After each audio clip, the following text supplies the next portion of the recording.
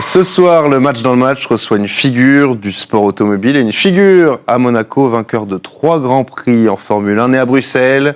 Thierry Boutsen est avec nous. Rebonsoir Thierry. Rebonsoir. On a vécu, on va y revenir quelques secondes, encore un moment historique aujourd'hui à Monaco avec cette victoire de Charles Leclerc et cette semaine pleine. Il a créé vraiment un mythe. Gagner à Monaco en tant que monégasque, c'est d'abord fantastique pour lui, c'est fantastique pour Monaco, pour ce que ça va donner dans le monde entier, fantastique pour Ferrari, c'est fantastique pour la Formule 1, c'est vraiment quelque chose qui n'arrive pas très souvent finalement. Hein. Senna a gagné au Brésil, Prost a gagné en France, mais gagner à Monaco, c'est quand même très très différent. Et encore plus pour un monégasque. Thierry, on va parler de vous. Maintenant, le sport auto, ça a commencé quand, comment et où? Ah, bonne question. Si vous demandez à ma maman, elle va vous dire que je suis devenu pilote professionnel quand j'avais 3 ans. Parce que j'ai déclaré ce jour-là que je voulais devenir pilote de Formule 1. Donc pour elle, c'était clair dans ma tête et j'ai fait tout ce qu'il fallait pour y arriver. J'y suis arrivé bien difficilement, mais j'y suis arrivé, bien sûr. J'ai pu rester pas mal de temps. J'ai fait 10 saisons de Formule 1, donc dans des bonnes écuries aussi. J'ai gagné des grands prix, donc je suis vraiment très content de ce que j'ai pu obtenir, ce que j'ai pu y faire. Ça a commencé par quoi? Par le karting?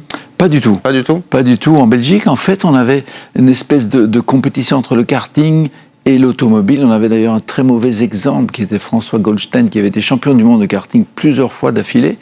Il s'est mis à la compétition automobile et ça n'a absolument rien donné. Donc on s'est tous dit, bon, on fait soit du karting, soit de l'auto. Si on veut réussir en auto, surtout pas toucher le karting. D'une part. D'autre part, ma famille n'avait pas les moyens de me sponsoriser pour aller faire du karting à l'époque. Donc c'était complètement hors de question. C'était déjà très cher à l'époque, le sport automobile. Mais le sport automobile a toujours été cher, hein, que ce soit à quelque niveau que ce soit.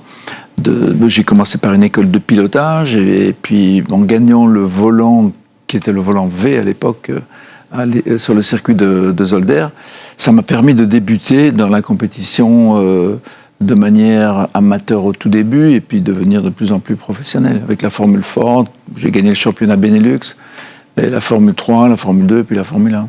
Si je vous dis André Pilette, qu'est-ce que ça vous inspire? Mais c'est là que j'ai appris à conduire. C'est lui qui m'a appris à conduire, en fait. Hein. C'est lui qui m'a appris à conduire sur le circuit de Zolder, dans cette école où on roulait avec des Formules V à l'époque, qui étaient des petites monoplaces, qui étaient faites au départ avec des pièces de coccinelle, finalement, comme ça, qui faisaient 45 chevaux, je crois. On atteignait 160 km/h en pointe, mais c'est là que j'ai appris. C'est vraiment avec ça que j'ai appris à conduire, vraiment. Vous le disiez, vous avez gravi finalement les échelons patiemment. Vous avez piloté en Formule V, en Formule Ford, en Formule 3, en Formule 2, en Formule 1. Vous commencez donc dans les années 80. Quelle a été la monoplace la plus agréable à piloter durant votre carrière? Pas celle qui allait la plus vite, celle dans laquelle vous preniez le plus de plaisir. Plus de plaisir, c'est très facile en fait. C'était la Benetton que j'ai eu le plaisir de piloter en 1987. C'était pas une voiture très fiable. C'est une voiture qui avait un comportement qui me plaisait énormément. Le fait d'être ni survireuse, ni sous-vireuse, elle était très neutre.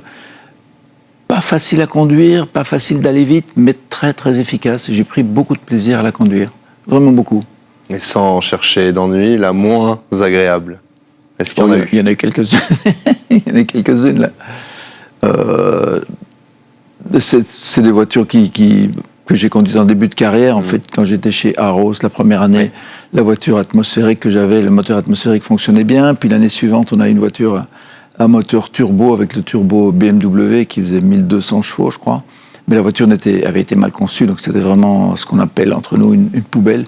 Vraiment une mauvaise voiture. On a dû d'ailleurs abandonner et revenir à la voiture à moteur atmosphérique pour continuer la saison. Est-ce qu'on ressent la peur quand on atteint les vitesses folles que les pilotes de monoplace atteignent? Jamais. Jamais? Jamais. On sait qu'on prend beaucoup de risques. Ce sont des risques qui sont calculés et à moins d'avoir un aléa imprévisible, un peu du style Pérez aujourd'hui, je dirais le sport automobile, c'est un sport dangereux de par la vitesse que l'on fait, mais tout est bien maîtrisé. Bien maîtrisé par les écuries, par les circuits, par les pilotes. Aujourd'hui, c'est devenu un sport qui est beaucoup moins dangereux qu'avant. Mais avoir peur, non. même quand on a un accident, même quand on subit quelque chose de grave, on n'a pas peur. En fait, on met ça un petit peu sur le côté, on arrive à maîtriser tout cela pour être le plus efficace possible, pour être tout le temps là. Et c'est assez paradoxal parce que même quand moi j'ai perdu beaucoup d'amis en Formule 1, quand j'ai commencé, c'était un sport dangereux. Les voitures étaient très fragiles. Beaucoup de mes copains, entre guillemets, sont décédés dans des voitures de course. J'en ai perdu une quinzaine à peu près, tout au long de ma carrière. Mais malgré ça, on a toujours envie de continuer. C'est une espèce de drogue qu'on a en soi et que rien ne peut arrêter. C'est un petit peu ce que disait Charles Leclerc tout à l'heure. Quand on met le casque, il y a quelque chose qui se passe et on oublie tout ce qu'il y a autour.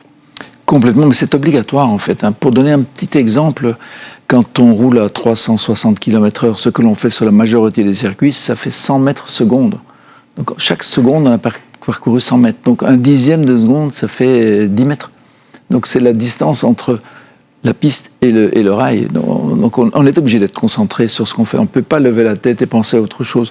On doit être la tête dans le cockpit, la tête dans le casque, et il n'y a rien d'autre qui peut nous importuner, qui peut nous déranger.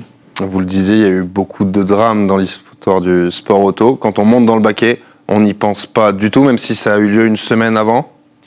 On y pense, bien sûr, mais une fois qu'on met le casque, on n'y pense plus. On essaye de faire le mieux possible, on fait son travail le mieux possible, d'être le plus performant possible, de ne pas faire d'erreur, de bien se préparer, mais on entre dans un monde différent quand on met le casque. On est vraiment, je ne dirais pas une autre personne, on a toujours le même caractère, mais on agit de manière assez différente. Vous avez remporté 3 Grands Prix en Formule 1, Montréal, en Australie et sur le Hungaroring. Si vous deviez les classer par importance, ça serait dans quel ordre? Alors ça, c'est une question à laquelle je ne peux pas vraiment répondre. La première victoire est toujours très importante, on dit que c'est la plus importante. C'est vrai. La deuxième était la plus difficile, je crois, parce qu'on a roulé sous la pluie dans des conditions dantesques, comme on peut le voir sur la photo ici. Il y avait du brouillard, il y avait énormément d'eau, donc c'était très compliqué.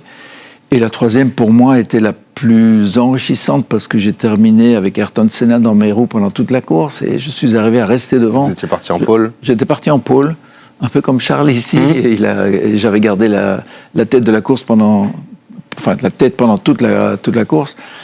Mais d'avoir roulé avec Ayrton derrière moi pendant toute la course et de l'avoir battu sur la ligne d'arrivée avec même pas une seconde d'écart, c'était pour moi quelque chose d'extraordinaire. Vous êtes belge, mais on peut dire que vous êtes monégasque d'adoption, Thierry. Qu'est-ce que Monaco a en plus? Ça fait 40 ans que je vis à Monaco. Maintenant, j'ai vécu la plus grande partie de ma vie ici. Et je ne choisirai absolument pas d'autre pays pour continuer jusqu'à la fin, je dirais. J'adore beaucoup Monaco, j'adore énormément Monaco avec tout ce qui s'y passe, tout ce qu'on peut y vivre, avec l'accueil des gens, la gentillesse, la facilité de vivre, de travailler aussi. J'ai 2 sociétés que je développe ici à Monaco avec lesquelles j'ai beaucoup de plaisir de travailler. Non, ma vie est ici, mes enfants sont allés à l'école ici à Monaco, ils ont une très très bonne éducation. Je ne connais pas de désavantages, je ne vois que des avantages de vivre ici. Et qu'est-ce que le Grand Prix de Monaco a en plus? On le sait, c'est le Grand Prix mythique de la saison. Alors si vous demandez à tous les pilotes de F1 ou tous les pilotes qui ont roulé en F1, s'ils pouvaient échanger toutes leurs victoires contre une seule, ils diraient le Grand Prix de Monaco. Ça, c'est clair. Moi, j'ai gagné 3 Grands Prix, mais si j'avais pu gagner Monaco à la place des 3, je l'aurais fait sans même y réfléchir. C'est vraiment le Grand Prix le plus prestigieux, mais de très très loin par rapport à tous les autres. Bon, on peut gagner en Hongrie, on peut gagner au Canada, on peut gagner au Brésil, on peut gagner un peu partout comme ça, mais Monaco, c'est tellement au-dessus que c'est un mythe qui existe et qui existera toujours, je l'espère. Il y a une année où vous avez pensé que vous pouviez gagner ici? Il y a une année où j'étais pas très très loin. J'étais 3e en 1989. J'avais une voiture qui marchait bien. J'avais fait 3e temps sur la grille. Je me mettais derrière Senna et Prost en course. J'étais vraiment derrière eux. Et puis j'ai perdu malheureusement une partie de mon aileron arrière qui s'est détaché. Et donc, il volait en l'air comme ça, j'ai perdu toute l'adhérence. Je suis rentré au stand et j'ai perdu 2 ou 3 tours à changer l'aileron arrière. Sinon, j'aurais fait un podium, c'est certain. Je vous présente mes excuses pour cette petite quinte de tout. Monaco, c'est un lieu incontournable de l'automobile dans l'histoire avec un grand H. Oui, parce qu'il y a beaucoup d'événements, énormément d'événements. Le premier Grand Prix de Monaco a été le premier d'une très très longue série et ça a vraiment marqué. Allez-y. Ça a vraiment marqué l'histoire de l'automobile. Il y a le Grand Prix automobile, le Grand Prix historique, il y a le Grand Prix électrique, il y a le rallye du championnat du monde, le rallye historique, il y a le salon Top Marque après, donc ça fait beaucoup d'événements à la suite comme ça. Et l'automobile a été une des forces majeures du développement du prestige de Monaco, un peu comme le casino l'a été dans son domaine, mais le sport auto, c'est quelque chose qui est très très bien représenté à Monaco, plus que dans tout autre pays. Et vous me disiez hors antenne que la première route asphaltée au monde, c'était ici, à Monaco. J'ai appris ça il n'y a pas longtemps, en fait, que la première route asphaltée dans le monde, c'était à Monaco. C'était parce qu'en fait, on voyait les routes en terre et ça faisait beaucoup de poussière et je crois que la décision a été prise de mettre un petit bout d'asphalte pour voir ce que ça donne, pour éviter justement d'avoir toute cette poussière. Ça date dans les années 1913-14, je ne sais plus exactement quand c'était, mais ça date d'il y a très très longtemps. Le clin d'œil est beau pour cette place forte, cette capitale du sport automobile, comme on pourrait l'appeler. Lorsqu'on évoque, Thierry, Ayrton Senna, qu'est-ce qui vous vient en tête ? Beaucoup de choses, vraiment beaucoup de choses. Du niveau personnel, en fait, Ayrton, c'était mon meilleur ami dans le monde de la Formule 1. On était très proches. On s'est connus en 1984 quand on s'est battu pour la première fois au Grand Prix de Détroit. En fait, j'étais avec lui en course et on s'est battu comme des chiffonniers. Puis après la course, on est allés se saluer l'un l'autre et de là est né un contact d'abord et puis une amitié par après, à tel point que Ayrton aurait dû être le parrain de mon deuxième fils, Cédric, qui est né malheureusement 3 semaines après son accident. Donc on était vraiment deux familles très liées, très liées. Et donc ça m'a fait énormément de mal de le voir mourir dans un accident comme ça, aussi bête que ça, mais enfin, comme on disait tout à l'heure, le sport automobile est toujours un sport dangereux malgré tout, même s'il y a beaucoup d'efforts qui ont été faits. Mais ça a été pour moi une énorme perte. C'est un monsieur à qui je pense tous les jours, vraiment tous les jours. J'ai son casque à la maison, chaque fois que je passe devant, je fais un petit signe pour le remercier d'avoir été là, d'avoir été mon ami et d'avoir participé au plaisir de la vie que j'ai aujourd'hui et que j'ai eu avec lui. Vous êtes resté en contact avec la famille Senna ?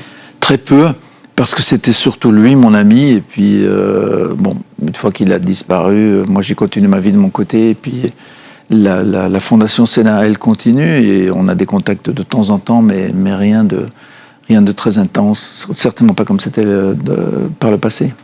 Vous avez eu une immense carrière, il y a également eu l'endurance, Thierry. Quelle différence y a-t-il entre piloter sur un Grand Prix de F1 à Monaco et faire les 24 heures du Mans ? Je suppose qu'il y en a énormément. Énormément. En fait, j'ai fait plusieurs choses dans le sport automobile. J'ai fait des courses d'endurance avec des voitures de groupe C, avec des voitures de GT aussi. J'ai fait des courses avec des voitures de tourisme. J'ai même fait un rallye aussi, un rallye en Belgique. Donc j'ai fait beaucoup de choses. En fait, participer à des compétitions automobiles qui m'a toujours plu. Développer des voitures, ça m'a plu aussi. J'ai un diplôme d'ingénieur que j'ai bien utilisé à certains moments où c'était nécessaire de donner un coup de main ou de participer au développement de la voiture avec les ingénieurs. Les courses d'endurance, c'est très différent parce que c'est toute une équipe qui participe à la course même. En Formule 1, l'équipe prépare la voiture, mais une fois que le départ est lancé, à part changer les pneus, il ne se passe plus rien.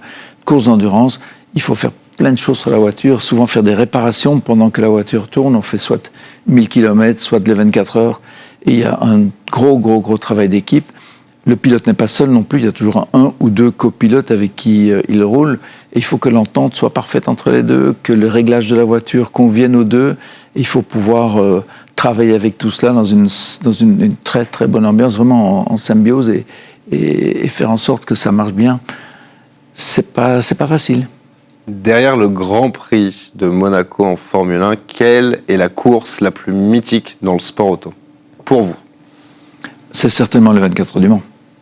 Pour ce qui est en Europe, les Américains vous diront ce sont les 500 miles d'Indianapolis. Et je crois que ce sont les trois les plus mythiques, les trois courses qui sont les plus représentatives de ce qu'est le sport automobile. Mais on a l'avantage en Europe d'avoir deux catégories complètement différentes, la Formule 1 et les 24 heures du Mans.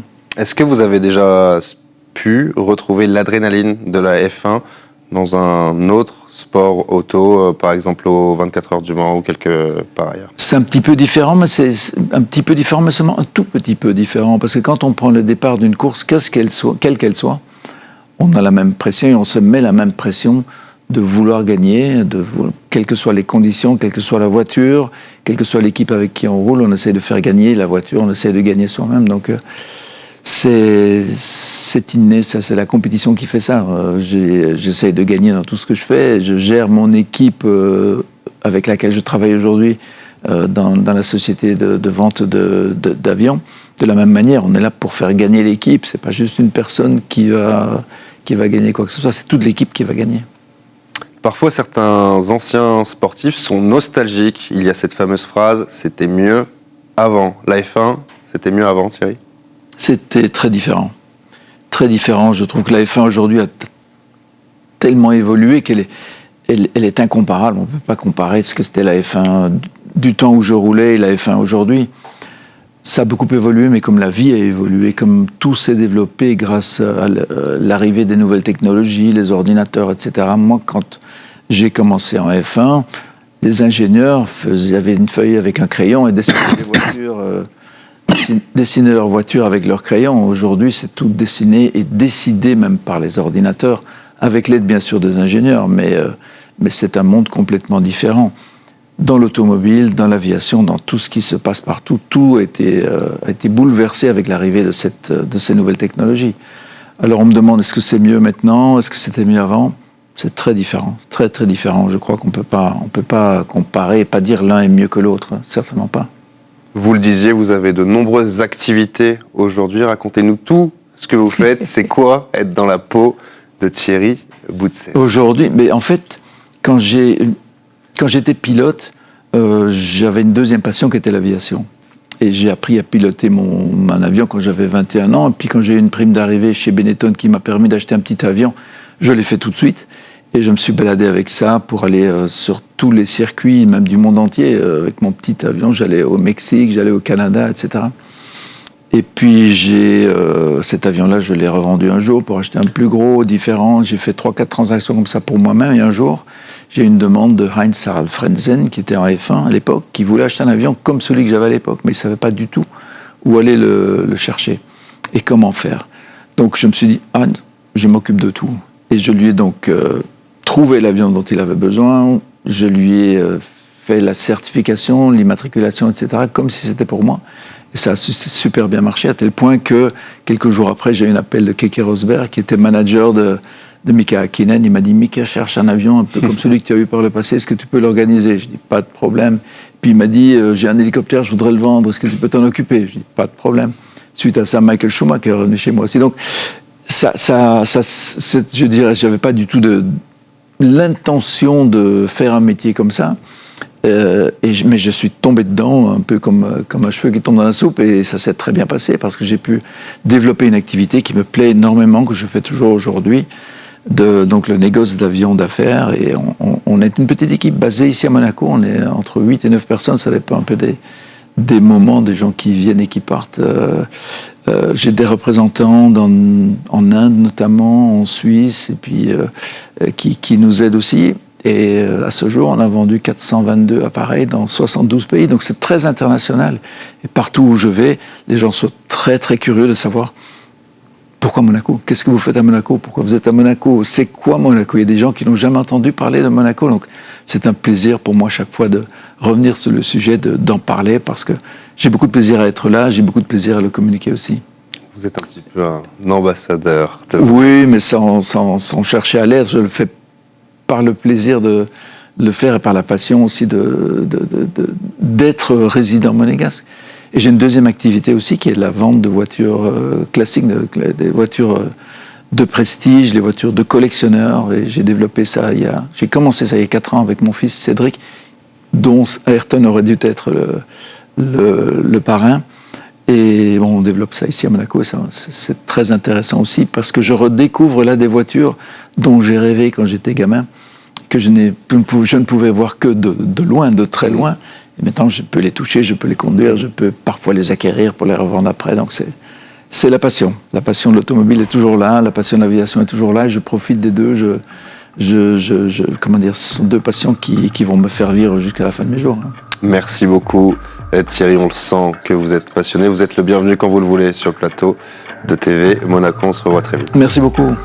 Et merci à vous de nous avoir suivis comme tous les week-ends. Excellente soirée à toutes et à tous avec TV Monaco.